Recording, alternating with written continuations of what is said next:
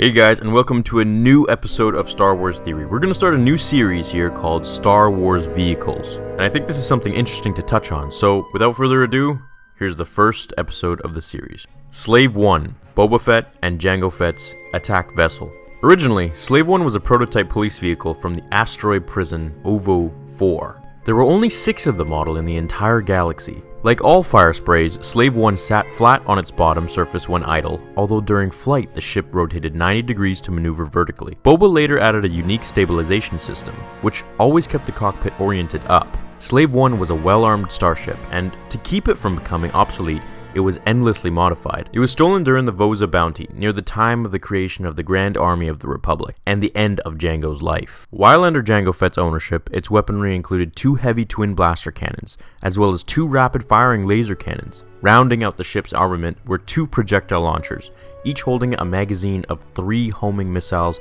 or various other payloads, and a naval mine layer equipped with seismic charges. Slave 1 also possessed special dummy proton torpedoes mounted with homing beacons and S-thread trackers.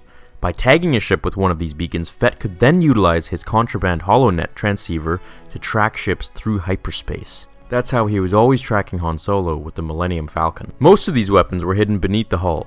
The armor plating would slide away during the ship's attacks.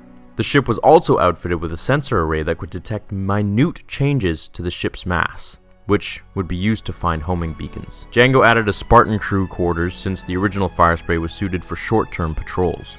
On top of all this, Jango devoted 2/3 of the entire ship's interior to powerful upgraded Kuat drive engines and power generators, giving Slave 1 the sublight speed of an Alliance Battle Y-Wing starfighter. A remarkable feat, which is pretty impressive considering the size and weight of the ship. There was a combination airlock and docking ring behind the cockpit, although this was covered by a sensor dash.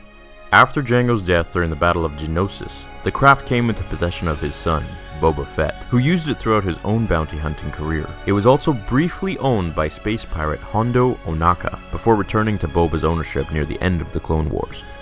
The ship became well known to the galaxy's fugitives, who recognized it as the ship owned by one of the galaxy's deadliest bounty hunters. During the Galactic Civil War, Boba used Slave 1 to transport a carbon-frozen Han Solo from Cloud City to Jabba the Hutt on Tatooine. Originally, it had a blue base instead of the dark red. This was then changed when it came into Ohnaka's possession. To this day, citizens of the galaxy look to the horizon in wonder if they'll see the ominous double thrusters once again.